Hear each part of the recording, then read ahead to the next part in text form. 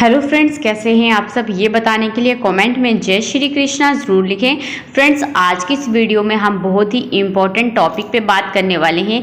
क्या फ्रेंड्स, आप प्रेग्नेंट हैं और प्रेग्नेंट होते हुए भी आप घर के सारे काम करते हो? इसमें कुछ काम खड़े होकर करने पड़ते हैं आपको, कुछ काम आपको बैठकर करने पड़ते हैं, कुछ कामों में आपको मन भी नहीं करता है लेकिन तो भी करने पड़ते हैं। कई बार आप काफ़ी आलसी होती हैं, प्रेगनेंसी में काफ़ी आलस और काफ़ी नींद, काफ़ी थकान आपको रहता है, तो भी ज़बरदस्ती आप काम करती हैं। और दूसरी महिलाएं कुछ होती हैं कि वो काफ़ी एक्टिव होती हैं, उन्हें पता भी नहीं होता है कि वह प्रेग्नेंट है और काफ़ी उछल कूद कर वह काम करती हैं।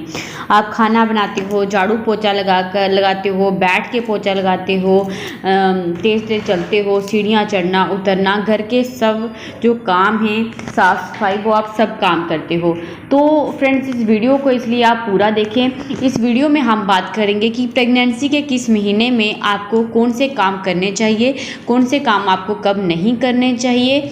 और साथ में इस वीडियो में हम ये भी जानेंगे कि पुरानी मान्यताएं क्या थी, कि पुराने जो बुज़ुर्ग थे, हमारे घर की जो महिलाएं थी, तो जब कोई प्रेग्नेंट महिला काम काज करती थी, झाड़ू पोछा लगाना, तो उसे जोड़ा जाता था कि उसके पेट में लड़का है या फिर लड़की, क्या बोला जाता था, उससे रिलेटेड भी हम आज इस वीडियो में बात करेंगे।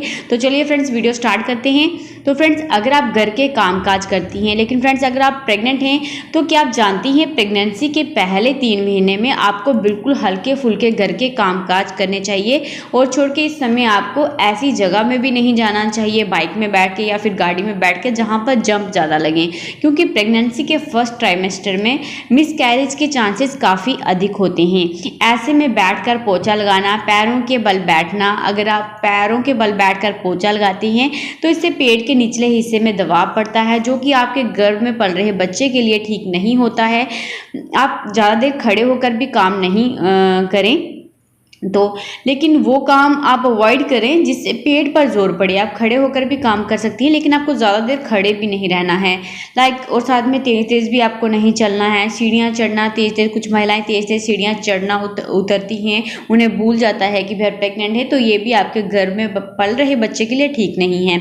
और प्रेगनेंसी, जो आपकी पूरी प्रेगनेंसी में आप ज़्यादा देर खड़े नहीं रहना है, आपको ये मेन चीज़ याद रखनी है। और ना ही बहुत ज़्यादा घंटों तक बैठना नहीं है। अब आप बोलोगे खड़े भी नहीं रहना है, बैठना भी नहीं है, तो देखिए फ्रेंड, मैं यहाँ पे बात कर रही हूँ कि लंबे समय तक खड़े नहीं रहना है, लंबे समय तक बैठना नहीं है।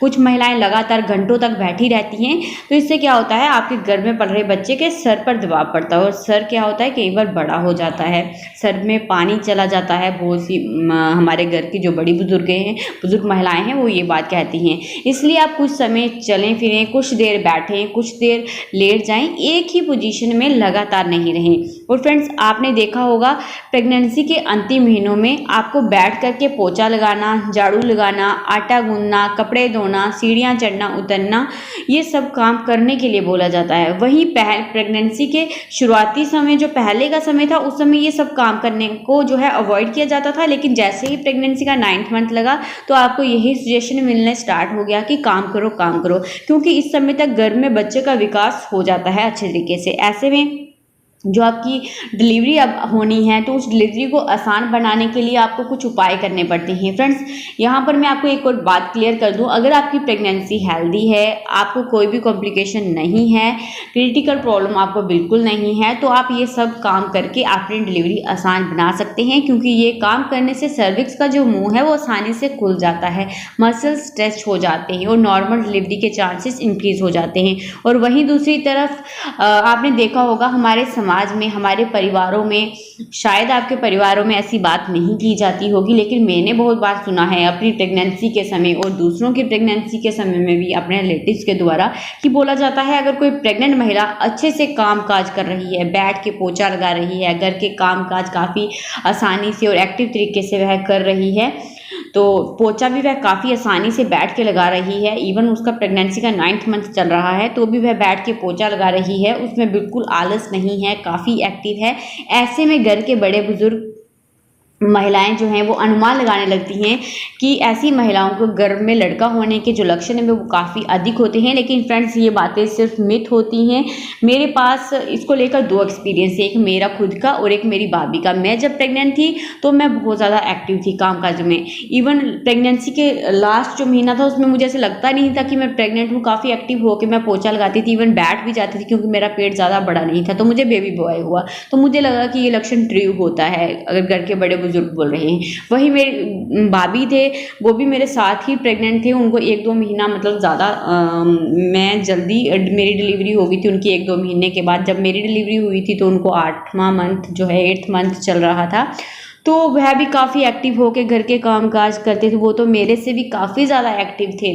तो मुझे लगा अब इनको भी बेबी बॉय होगा क्योंकि हमने जब मुझे उस बात पे विश्वास हो गया क्योंकि मेरे को देखकर उन्होंने बोला बेबी बॉय होगा, तो इनको तो बेबी बॉय होना ही चाहिए क्योंकि ये तो काफ़ी ज़्यादा एक्टिव हैं तो बेबी बॉय ही होगा।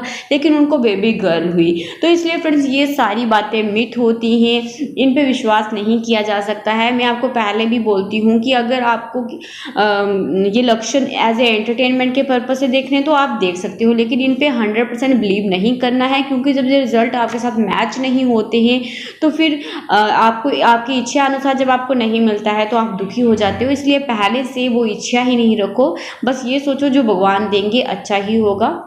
तो फ्रेंड्स बस इस वीडियो में इतना ही, फिर मैं मिलती हूँ आपको एक और नई वीडियो के साथ। तब तक अपना खास ख्याल रखिए। Thank you guys.